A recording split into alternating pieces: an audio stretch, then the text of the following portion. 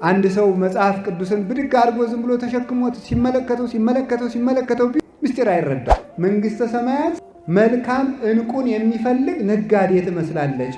ምን አወጣለሁ፣ ምን አጣለሁ፣ ምን ያበላል የሚል ማወቅ።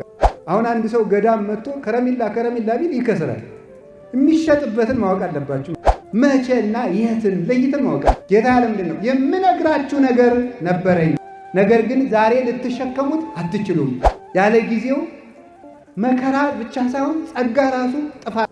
በሬ ኤክስፖርት አድርገን ቆዳና ሌጦ አስገብተን ሀገራችን አደገች አለን ማለት። ሰው በተፈጥሮ ነጋዴ ነው። መራብም እኮ ሲቻል ነው። በሽታ ሲመጣ እንኳን መጥገብ መራብም አይቻልም። በሽታው ይዘጋልና ማለት ላወቀበት ሰው ሁሉ ትርፍ ነው። ሰይጣን እንኳ ቢሆን ላወቀበት ሰው ጥቅም ነው። ሰይጣን እንኳ ቢሆን አበው በሰይጣን ጸድቀውበታል። እኛ ግን በመላክም የምንጸድቅ አይመስለኝም። ሰው በጣም ውድ ንብረት ነው በእውነት ማለት ነው። ወገኖቼ ሰው አታችሁ ገንዘብ ከምታተርፉ ገንዘብ ከርቶባችሁ ሰው አትርፉ። እርሱ ክብሩን ለሰው ሁሉ ትቶ የተሰቀለ የእግዚአብሔር የክብሩ መገለጫ ሰው ስለሆነ ነው። ስለዚህ ጌታ ሰውን ያተርፍ ዘንድ ለሰው ብሎ ሁሉን ተወ። በባህር ሞት በመንግስቱ ሽረት የሌለበት ቅድመ ዓለም የነበረ ይህንን ዓለም በካህንነቱ የፈጠረ በቅዱስ ቦታው እንድንሰበሰብ ስለፈቀደልን በልባችን አስበን በአንደበታችን ተናግረን ስለማንፈጽመው ቸርነቱ ስሙ የተመሰገነ ይሁን። እግዚአብሔርን የወለደችልን የድኅነታችን ምክንያት የቤተ ክርስቲያናችን ንጽሕት ምልክት ወላዲተ አምላክ ቅድስት ድንግል ማርያም፣ ቅዱስ መስቀሉ፣ ቅዱሳን መላእክት፣ ቅዱሳን ነቢያትና ሐዋርያት፣ ቅዱሳን ሰማዕታትና ደናግል፣ ቅዱሳን መነኮሳት፣ ጻድቃን የሁሉም በረከታቸው ይደርብን። ለምንማረው ደግሞ ልቡናችንን ለወደፊቱ ደግሞ አሁን ለሚመጣው ይክፈትልን። ዋጋዋ ውድ የሆነች ዕንቁ በሚል ርዕስ እንማራለን። በአማርኛ ዕንቁ ብለናል፣ በግዕዝ ዕንቁ ይባላል ማለት ነው። ቀድሞ ያወቁት እውቀት ችግር ስለሆነ ተሳስቶ እንዳይመስላችሁ ብዬ። ይህንን ቃል የምናገኘው የማቴዎስ ወንጌል ምዕራፍ 13 ቁጥር 44 ላይ የምናገኘው ኃይለ ቃል። ሙሉ ቃሉ እንዲህ ይላል፣ መንግሥተ ሰማያት ዕንቁ የሚነግድን የሚፈልግን ነጋዴ ትመስል። ይህ ሰው ዋጋዋ ብዙ የሆነች ዕንቁ ባገኘ ጊዜ ያለውን ገንዘቡን ሁሉ ሽጦ ያችን ዕንቁ ገዛት፣ ዋጋዋ ብዙ ነውና ይላል። ስለ ቃሉ የእግዚአብሔር ስሙ የተመሰገነ ይሁን። ጌታችን መድኃኒታችን ኢየሱስ ክርስቶስ በምሳሌ ያስተማረው ትምህርት ነው። ምሳሌ የሚነገርበት ምክንያት አንደኛ ከማያውቅ ሰው ለማያውቅ ሰው ነገር ለማቅለል፣ ለማስረዳት፣ ለመግለጥ ምሳሌ ይመሰላል። አይምሮው ረቂቅ ለሆነው ልቡናው ከህሊናው ለተስማማለት ሰው ደግሞ ያለ ምሳሌም ይነግሩታል ይረዳልም። ሁለተኛ ደግሞ ምሳሌ ተመስሎ የሚነገረው ከክፉ ሰዎች ምስጢር ለመሰወርና ሀብተ መንፈስ ቅዱስ እንዲሁ በስንፍና የምትገኝ ስላልሆነ ጥሮ ግረው ለፍተው እንዲያገኟት በምሳሌ ይመሰላል። አይምሮ ላለው ሰው ምሳሌ ይመስሉለታል፣ ላለው ሰው ይሰጠዋል፣ ይጨምሩለታል ይላል። ላለው ይሰጠዋል፣ ይጨመርለታል ማለት ላለው ይሰጠዋል ማለት አይምሮው ለቀና ሰው ምሳሌ መስለው ይነግሩታል። አይምሮ ለሌለው ሰው ግን ያኑ ምሳሌውን ይመስሉበታል እንጂ አይመስሉለትም። ያኑ አይምሮውን ነስተው በግዕዘ እንስሳ ያቆሙታል። ምሳሌውን ከመረዳት ወደ አለመረዳት ያወጡታል፣ ምስጢር ይሰውሩበታል። ስለዚህ ምሳሌ በመጽሐፍ ተመስሎ የተጻፈበት ምክንያት አንደኛ ምስጢር ለመግለጥ ነው። ሁለተኛ ምስጢር ለመሰወር። ምስጢር ለመግለጥ አይምሯቸው ለቀና ለበቁ ለቅዱሳን፣ ምስጢር ለመሰወን ጽነት ላለባቸው ለመናፍቃን፣ ለስጋውያን፣ ለአጋንን ምስጢር ይሰወርባቸዋል፣ በምሳሌ ይነግሩባቸዋል። እነሱ ሰሙን ይዘው ይኖራሉ፣ ቅዱሳን ደግሞ ወርቁን ያገኛሉ። ስለዚህ ጌታችን መድኃኒታችን ኢየሱስ ክርስቶስ በምሳሌ ያስተምር የነበረው ስለዚህ ነው። መጽሐፍ ቅዱስን ስንማርና ስንመለከት ማስተዋል ያለብንም ለዚህ ነው። ለበቁት ተመስሎላቸዋል፣ ለክፉዎች ደግሞ ተመስሎባቸዋልና ከተመሰለባቸው ወገን እንዳንሆን የተመሰለላቸው የተረዱትን ያስረዱን ዘንድ ከተመሰለላቸው ሲያስተምሩ ከእግራቸው ሲጸልዩ ከረዴታቸው በመጠጋት ምስጢሩን እንረዳለን። ያንን ምስጢር ከአበው ያገኘነውን እንማራለን ማለት ካልሆነ ግን ሳይማሩም ወይም ሳይበቁ የበቁትንም ሳይፈልጉ የእግዚአብሔርን ምስጢር እንዲሁ እረዳዋለሁ ቢሉ ፈጽሞ አይገናኙም። ሰው ከእግዚአብሔር እቅፍ ከመውጣቱ በስተቀር አንድ ሰው መጽሐፍ ቅዱስን ብድግ አድርጎ ዝም ብሎ ተሸክሞት ሲመለከተው ቢሉ ምስጢር አይረዳው። ስለዚህ አበው ያስተማሩትን እንማራለን እና ጌታችን ያስተምር የነበረ ለሕዝቡ ምሳሌ ለመግለጽ ከፈሪሳውያን ደግሞ ምስጢር ለመሰወር ለደቀ መዛሙርቱ ቤት ውስጥ ይተረጉምላቸዋል። ሕዝቡ ደግሞ ለሰም የሚሆናቸውን ተምረው ይሄዳሉ። በረድኤት ይጠቀሙበታል በየዋህነት እና በምሳሌ መስሎ ካስተማረው መካከል መንግሥተ ሰማያት ሰው በምን መልኩ እንደሚገባ መንግሥተ ሰማያት ምን እንደሆነ ይህንን ሲያስረዳ የተናገረበት አንቀጽ። እንግዲህ መጽሐፍ ቅዱስ ውስጥ በሐዲስ ኪዳን የሰው ልጅ ወደ ክርስቶስ በሚያደርገው ጉዞ በብዙ ወገን ተመስሏል። ለምሳሌ ለክርስቲያን ምሳሌ ከሆኑት መካከል ገበሬ፣ ወታደር፣ ጨዋታ ተወዳዳሪ፣ አራተኛው ደግሞ ነጋዴ። እነዚህ ሌሎችን በሌላ ጊዜ ትማሯቸዋል። ክርስቲያን በገበሬ ይመሰላል፣ በወታደር ይመሰላል። ከዚያ ደግሞ ምን ተብሏል? በሩጫ ይሄ በዘመኑ የቅዱስ ጳውሎስ መልእክት የተጻፈበት ጊዜ በግሪክ የቡጢ ወይም ዛሬ ቦክስ የሚባለው ነው አይደል? የእሱ ውድድር የነበረበት ጊዜ ስለነበረ በእነዚያ ተወዳዳሪዎችና በሩጫ ተወዳዳሪዎች መስሎ አስተምሮበት። እኔ ቡጢ ሰልጥኑ ግን አላለም። የተጻፈበት ምክንያት በዘመኑ ምሳሌ እንደዚያ ብሎ ተጽፏል ማለት ነው። ልክ ደግሞ እንደዚህ ሁሉ በነጋዴ ነው። አሁን ዛሬ ሁላችሁም ራሳችሁን ነጋዴ አድርጋችሁ ሁላችሁም እኔ ነጋዴ በሆን በቃ አሁን እንግዲህ እኔ የመንግሥተ ሰማያት ነጋዴ ነኝ። ምክንያቱም ጌታ ምን ብሏል? መንግሥተ ሰማያት መልካም ዕንቁን የሚፈልግ ነጋዴ ትመስላለች። አሁን እዚህ ውስጥ የተቀመጥነው ሁላችንም ለንግድ ነው። ነጋዴ የሚያወጣው አለ፣ የሚያጣው አለ፣ የሚያገኘው አለ፣ የሚያተርፈው አለ፣ የሚያከስረው አለ፣ የሚያማክረውም አለ። እነዚህን ለይቶ ማወቅ አለብን። ምን አወጣለሁ፣ ምን አጣለሁ፣ ምን ያበላል የሚል ማወቅ። አሁን የሚሸጥ ምንድን ነው? ድንች በሚሸጥበት ጊዜ ጓያ የሚሸጥ ከሆነ ይከስራል ማለት ሰው የሚሸጠውን አሁን ምንድን ነው የሚያበላ? ትክክለኛው ንግድ ምንድን ነው ብሎ ንግድ ማወቅ አለበት። የት ነው የምነግደው ብሎ ደግሞ ማወቅ አለበት አንድ ሰው። አሁን አንድ ሰው ገዳም መጥቶ ከረሜላ ቢል ይከስራል። የሚሸጥበትን ማወቅ አለባቸው። የት እንደሚሸጥ ካልታወቀ ይከስራል። ንግድ ጊዜ አለው። ንግድ ምንነት አለው። የትነት አለው። መቼት ነው የሚባለው በዚህ በስነ ጽሑፍ ቋንቋ መቼት ይባላል። መቼና የት ነው። መቼት የሌለው ክርስቲያን እንዴ! የስነ ጽሑፍ ባለሙያዎች መቼት እያሉ እናንተ መቼት አልባ ትኖራላችሁ። መቼና የትን ለይተን ማወቅ አለብን። መቼ ነው የሚያዋጣኝ፣ የት ነው የሚያዋጣኝ ብሎ መናገር አለ። እንኳን ንግድ እኮ ንግግር ያለ ጊዜውና ያለ ቦታው ከተነገረ ያለ ቦታ መልካም ንግግር ቢሆንም ወብዙ ነገር ዘእነግረክሙ ወባይቱ የትክሉ ጻዊሮቶ ይህ ጌታ ያለ ምንድን ነው? የምነግራችሁ ነገር ነበረኝ፣ ነገር ግን ዛሬ ልትሸከሙት አትችሉም። ጊዜ አለው። ሰው የሚሰማበትም ጊዜ አለው፣ የሚናገርበትም ጊዜ አለው። ለሁሉም ነገር ጊዜ አለው።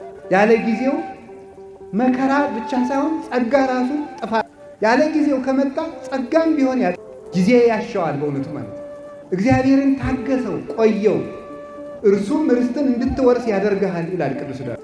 እና የሚነግደውን መቼ፣ የሚነግደውን የት የሚያውቅ እንደገና የሚነግደውን ምንነት የሚያውቅ የንግዱ ወረት 100,000 ብር የሚዝናናው በ200,000 ብር ከሆነ ነጋዴ ነው። ምንድን ነው? ቀልደኛ መሆን አለበት። 100,000 ብር ያወጣል።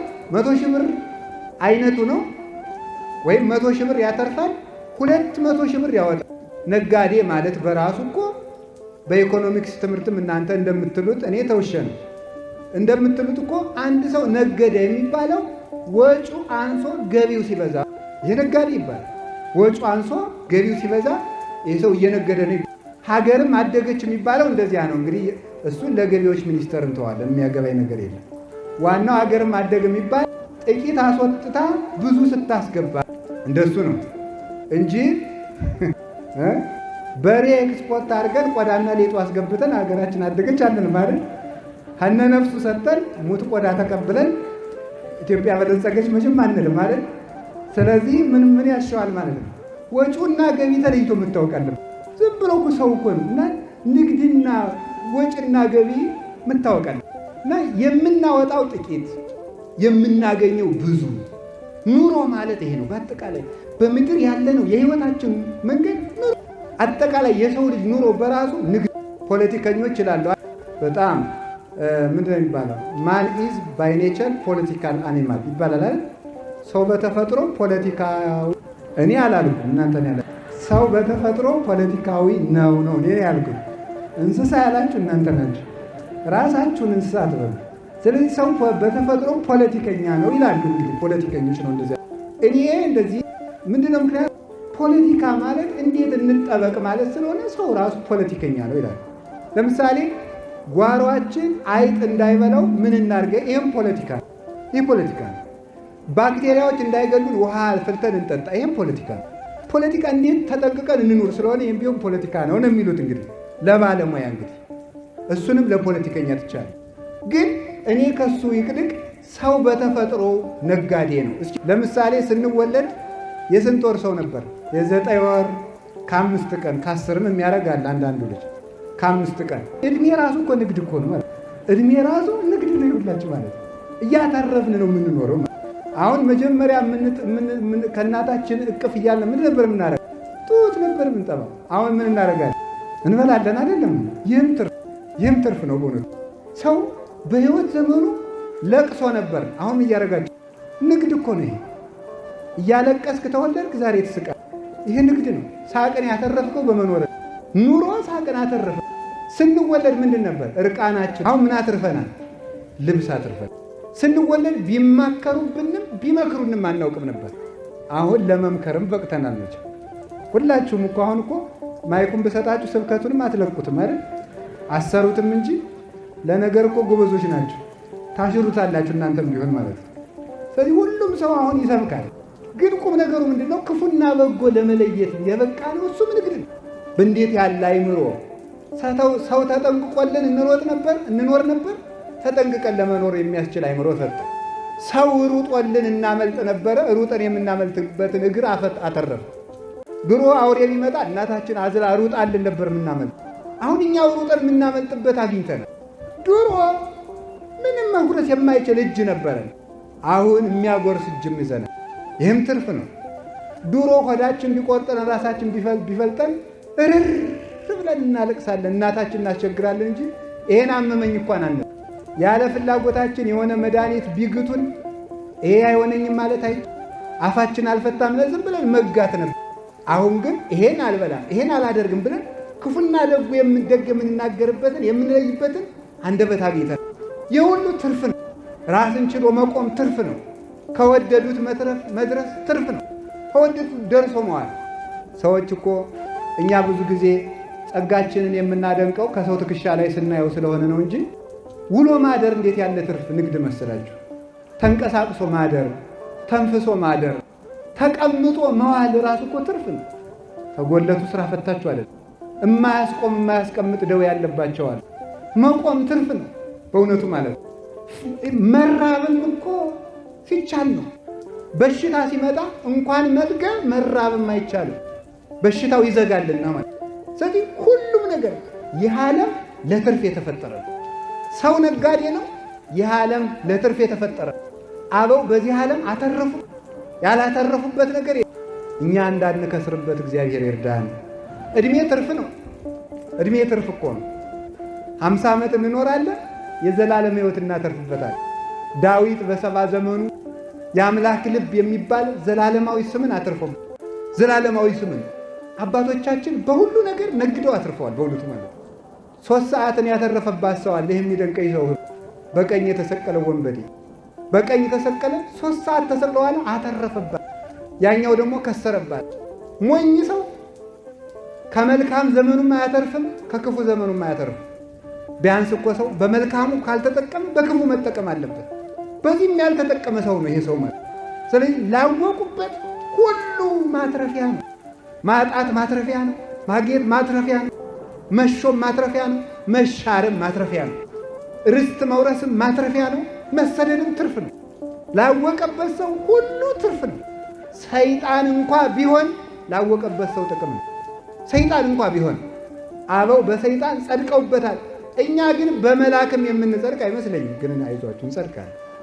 እመቤታችን ስለምታማልደን መድኃኔዓለም ቸር ስለሆነ አበው ዲያብሎስን ታግለው ጸደቁበት እኮ። እንዲያውም እኮ አባታችን አቡነ ተክለ ሃይማኖት ዲያብሎስ አጋንንት ሊፈትኗቸው ሲመጡ ጸሎታቸውን አቋርጠው ዝም በድንጋይ መጥቶ ሲቀጠቅጣቸው እስከ ይደቅቅ አጽሙ ይላል። አጥንታቸው እስኪሰበር ደበደባቸው እስኪነጋ ድረስ። ኋላ መልአኩ መጥቶ አጋንንትን አባሩ። ለምንድን ነው አልጸልይም እንዲህ አላቸው። አይ እኔ አልጸልይም። ቢሆን አታማትም? እኔ አላማትም። እንዴ ለምን? ካማተምኩ አጋንንቱ ይሸሻሉ። ከሸሹ ደግሞ አይደበድቡኝ። ካልደበደቡኝ ክብር አላገኝም። ምክንያቱም ክርስቶስ ምን ብሏል? ሰውነቱን የሚወዳት ሰው ካለ ይጣላት ብሏል። ምን ይበላት ነው ያለ? ይጣላት። አበው ስጋቸውን የሚጥሉበት ምክንያት ይፈልጋል። ጌታ መድኃኔዓለም ኢየሱስ ክርስቶስ እንዲህ ነው ያለ፣ እኔ እውነተኛ የበጎች በር ነኝ። በእኔ በኩል የገባ ሰው እርሱ ይድናል፣ ወደ እኔ ይገባል ይወጣል፣ መሰማሪያን ያገኛል አለ። ሰውነቱን ለመከራ አሳልፎ የሚሰጥበት ገራይተ መስቀልን ያገኛል አለ። መስቀል የነፍስ መሰማሪያ ነው። መከራ የነፍስ የክብር ሀገሯ ነው። ወደዚያ መሰማሪያን ያገኛል። መከራ ያጣ ሰው ነፍሱ ተቅበዝባዥ የሆነ የነፍስ መሰማሪያዋ ምንድን ነው? መከራ። አባቶቻችን እንዲህ አድርገው ከሁሉ ነገር አትርፈዋል። እኛንም ለማትረፍ ያብቃል። አሁን ምን አለ? መንግሥተ ሰማያት ሕገ ወንጌል፣ ሕገ ወንጌል ተስፋ፣ ተስፋ እግዚእነ ኢየሱስ ክርስቶስ ምን ይመስላል አለ? ዕንቁን የሚሻ ነጋዴን ትመስላለች። ዕንቁን ነው የሚሻ። ዕንቁ እንግዲህ ብረት አለ፣ ነሐስ አለ፣ መዳብ አለ፣ ብረት አለ፣ ነሐስ አለ፣ ብር አለ፣ ወርቅ አለ። ከዚህ በላይ ዕንቁ አለ ማለት ነው። ዕንቁ ከዚህ በላይ ይሄ መጨረሻውን አሁን የመጨረሻውን ውድ ዋጋ ያለው ብዙ ዋጋ የሚያወጣውን ዕንቁ ምንድን ያደረገው ሰውየው? ያንን ሲያገኝ መጀመሪያም ነጋዴው ዕንቁ ለማትረፍ ነው የወጣው። ዕንቁ ለማትረፍ ስላወጣ ብር ቢያተርፍ በንግዱ አይረካም፣ ብረት ቢያተርፍ አይረካም፣ መዳብ ቢያተርፍ አይረካም፣ ነሐስ ቢያተርፍ አይረካም። የሚረካው ይሄ ነጋዴ ዕንቁ የሚነግድ ነጋዴ። ዕንቁ ሳገኝ ብቻ ነው የምረካው ብሎ ሐሳቡ ዕንቁ ለማትረፍ ነው። ሐሳቡ ትልቅ ነው። ይሄ አሁን ማደረግ ትልቅ ነገር ያለ ትልቅ ወጪ አይገኝምና ያለውን ነገር ሁሉ ሸጠ። ምክንያቱም ያ ውድ ገንዘብ እንደሚያወጣልህ ስላወቀ ያለውን ነገር ሁሉ ሸጠና ያችን ዕንቁም ገዛት። በዚያችን ዕንቁ ጌጥ ይሆናል፣ ዕንቁ ብርሃን ይሆናል። ዕንቁ ደግሞ ምን ያደርጋል መስላችሁ? ውድ ነውና ለብዙ ጥቅም ይሆናል። ብዙ ንብረትን ይሰበስባል። አንዱ ብዙ ነገር ይገዛል። ስለዚህ ይሄ ነጋዴ ትልቅ ያሰበ መሆኑ ትልቅ ወጪ አውጥቶ ገዛ። አሁን እናንተ እግዚአብሔር ያሳያችሁ፣ ክርስቶስ ያመልክታችሁ። ከዳኛ ተሆኖ እንደዚህ ይባል ነበር ዶ አሁን ሁላችሁም 100 ብር አጥታችሁ አንድ ቤት ከምታገኙ አንድ ቤት አጥታችሁ 100 ብር ከምታገኙ ምረጡ በሉ ንገሩኝ እንጂ ይጠየቃል እንዴ? ነው አይደል መልሱ? ምንድን ነው የማይጠየቀው? ቤት ይጠየቃል ወይ? እሺ ወርቅ ሰጣችሁ ዕንቁ ከምትቀበሉ፣ ዕንቁ ሰጣችሁ ወርቅ ከምትቀበሉ ምረጡ በሉ። መዳብ ከስራችሁ ዕንቁ ከምታገኙ፣ ዕንቁ ከስራችሁ መዳብ ከምታገኙ በሉ። መዳብ ምን ይሻላችኋል? አረ በሉ እናንተ ሰዎች መዳብ። እሺ ምሳ አብልተዋችሁ ዕንቁ ከምታጡ፣ ዕንቁ ሰጥተዋችሁ ምሳችሁን ጦማችሁን ከምትበሉ በሉ ንገሩኝ እንጂ። እሺ አንድ ቀን ታስራችሁ ዕንቁ ከሚሰጣችሁ፣ አንድ ቀን ተስራችሁ ዕንቁ ከሚሰጣችሁ፣ አንድ ቀን ተፈታችሁ፣ አንድ ቀን ታስራችሁ ዕንቁ ከሚሰጣችሁ፣ አንድ ቀን መታሰር ቀርቶባችሁ ዕንቁ ከሚቀርባችሁ ምረጡ። ገንዘብ ወዳጅ ነው ይሄ ሕዝብ እናንተ። በጣም በጣም በጣም ጥሩ ነው። ግድ የለም መልካም መርጣችኋል። አንድ ቀን ታስሮ ለብዙ ቀን አንድ ቀን ታስሮ ለብዙ ቀን በሰላም መኖርም መልካም ነው። ትልቁ ነገር መናኛውን አጥቶ ዋናውን ማትረፍ ማለት ነው። መናኛውን አጥቶ ዋናውን ማትረፍ ካልሆነ ግን የተገለበጠ ኑሮ ይሆናል። ታዲያ ይሄ ዕንቁ የተባለ ምንድን ነው ካላችሁኝ፣ ዕንቁ የተባለ የመጀመሪያው ሰው ነው። እስኪ ሰው በሉ። ሰው ምን ይባላል? ዕንቁ ይባላል። ሰው በጣም ውድ ንብረት ነው በእውነት ማለት ነው። በጣም ውድ ንብረት ነው። እንደ ሰው ያለ የተከበረ ዋጋ ያለው ፍጥረት የለም። እንደ ሰው ያለ ዋጋ ያለ ምክንያቱም ሰማይ ተፈጠረ ለሰው፣ ከዋክብት ተፈጠሩ ለሰው፣ ጨረቃ ተፈጠረች ለሰው፣ ምድር ተፈጠረች ለሰው፣ ውሃ ተፈጠረ ለሰው፣ ሰባቱ ሰማያት ተፈጠሩ ለሰው፣ ደመና ተፈጠረ ለሰው፣ ጠፈር ተፈጠረ ለሰው፣ ዛፍ ተፈጠረ ለሰው፣ አዝሬት አትክልት ተፈጠሩ ለሰው፣ እንስሳት ተፈጠሩ ለሰው፣ አውሬ ተፈጠረ ለሰው፣ መልአክ እንኳን የተፈጠረ ለሰው። ሰው ልዩ ፍጡር እኮ ነው። እያንዳንዱ ሰው እኮ ንጉሥ፣ እያንዳንዱ ሰው ውሎ ሲገባ ገብቶ ሲወጣ ማንም ሰው ንጉሥ። እንዲህ ይገርማል እኮ። አሁን እኛ ደህና ጠቅላይ ሚኒስትሩ ቢሮ አንዳንድ አጃቢ ይመድቡልን ብል ያገኛል።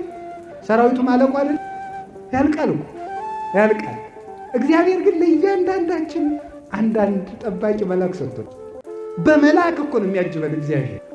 እንዲህ የሚያደርግ በመልአክ ለዚያውም ወታደር ጎበዝ ነው፣ ጥሩ ጠባቂ መልካሙ ሲገኝ ግን እንቅልፍ ወሰደው ምን ያህል አጉል ነው። መላእክት ግን አይተኙም። ከደከመስ ምን ይደረጋል? ራሱ ጠባቂው ቢመታ ምን ይደረጋል? ራሱ ጠባቂው ቢመታስ ምን ይደረጋል? መልአክ ግን አይመታም። መልአክ አይመጣም፣ ረቂቅ። ስለዚህ ክርስቶስ ምን እንለዋለን? የማይለወጥ ጠባቂያችን እንለዋለን። በዘመናት የማይለወጥ በእውነቱ ማለት ነው። ለመልአክ ጉቦ መስጠት አይቻልም፣ አይቀበልማ። የት አግኝተው ውስጥ ትሰጠዋለህ? የት አግኝተው? የሚሰጥ ቢሆን ኑሮ እኮ አጥፍታችሁን ነበረ። ለመልአክ ጉቦ ሰጥታችሁ አይቀበልም።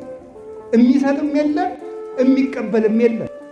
በገንዘብ የማይለወጥ አይመሽበት ነገር፣ አይደክመው ነገር፣ አያመው ነገር፣ የሚመከርብንን ቀድሞ የሚሰማ ጠባቂ የተሰጠን የሰው ልጅ ክቡር ፍጥረት ነው። ሰው ውድ ገንዘብ ነው ወገኖቼ። ሰው አታችሁ ገንዘብ ከምታተርፉ ገንዘብ ቀርቶባችሁ ሰው አትርፉ። ሰው ገንዘብ ይሰጣችኋል። ሰው ልዩ ገብ ነው። መድኃኔዓለም በዚህ ዓለም የኖረ ሰው ለመሰብሰብ ሰው ሰብስቧል። በእውነቱ ነው። በሰው ተመልከቱ። ሰው 12 ሰው ነው እኮ ያተረፈ ለፍቶ፣ ኋላ 120 ሰዎችን አትርፏል። እነዚያ ሰዎች ደግሞ ምን አደረጉት? ዓለምን በሙሉ ሰብስበው ደግሞ አመጡለት። አንዲት ሴት ፍለጋ የእግዚአብሔር ቸርነት፣ አንዲት ሴት ውሃ ቀጅ ሴት። ያቺ ሴት ባል ስታገባ ጋኔን ሲገልባት፣ ባል ስታገባ ዮሐንስ 4 ያለ ጋኔን ሲገልባት፣ ስለዚህ ከውሃ ቀጅ ሴቶች ጋር እንዳትሄድ ይህች ነፍሰ ገዳይ እንዳይሏት ሴቶች ሁሉ ቀርተው ጨርሰው ቤታቸው ሲገቡ በቀትር ብቻዋን ልትቀዳ ሄዳለች። የዚችን ሴት ገመና የሚያውቅ የአንዲት ሴት ገመናና ሀፍረት የሚገደው እርሱ መንገድ ሰብሮ መንገድ ጥሶ ጫካ ጥሶ አልፎ ደቀ መዛሙርቱ እንኳን እንዳያሸማቅቋት ምሳ በልታችሁ ነው ሁሉን በአንድ ጊዜ የሚፈታ የእሷን ችግር ለመፍታት ብቻዋን አረገ። የደቀ መዛሙርቱን ረሃብ ለመፍታት ምሳ ግዙ ብሎ ሰደ። የሁላቸውንም ችግር ሰበሰበ። ያችን ውሃ ስጪኝ አልሰጥም፣ ውሃ ስጪኝ አልሰጥም፣ ባልሽን ጥሪና ልስጥሽ። ክርክሩ አለቀ። እኔ የሕይወት ውሃ ነኝ አላት። አንተ ማስያስ ነህ? አዎ ነኝ አላት። ከዚያ በኋላ የሚያስደንቀው ጌታ ይቺ ሴት ካመነችና ከእርሱ ጋር ነፍሷ ከተዋሃደች በኋላ ውሃ ስጪኝ አላላትም። ምክንያቱም የጠማው የእሷ መዳን ነበርና መልሶ ያልጠየቃት ለዚያ ነው። ደቀ መዛሙርቱ መጥተው ምንድን ነበር ያሉት? ሐዋርያት መጥተው ምሳ ብላ አልበላም። ይቺ ሴት አምታለች ነው ወይስ ደግሞ ማን አብልቶት ይሆናል? ማን አብልቶት ይሆናል? አይ እናንተ የማታውቁት ምግብ አለኛል። የእግዚአብሔር ምግቡ የሰው መዳን ነው። የክርስቶስ ምሳና ራቱ የሰው መዳን ነው። ክብሩ ሁሉ ሰው ነው። ለሱ ክብሩ ሁሉ ሰው ስለሆነ ክብሩ በሰው ስለተገለጠ ለሰው ሁሉ ብሎ ክብሩን እንደ መቀማት አልቆጠረው። እንዘባይን ውጡ እንኩሉ አንደ የርሶ እንኩሉ ከመትባሉ አንትሙ በንዴት እዚአሁ በእርሱ ድህነት እናንተ ባለጸጎች ትሆኑ ዘንድ ባለጸጋው ስለ እናንተ ራሱን ድሃ አደረገ ብሎ እንደተናገረ ነዋይ ኦሪት ቅዱስ ጳውሎስ ፊልጵስዩስ ምዕራፍ 2 ቁጥር 8 ላይ እርሱ ክብሩን ለሰው ሁሉ ትቶ የተሰቀለ የእግዚአብሔር የክብሩ መገለጫ ሰው ስለሆነ ነው። ስለዚህ ጌታ ሰውን ያተርፍ ዘንድ ለሰው ብሎ ሁሉን ተወ።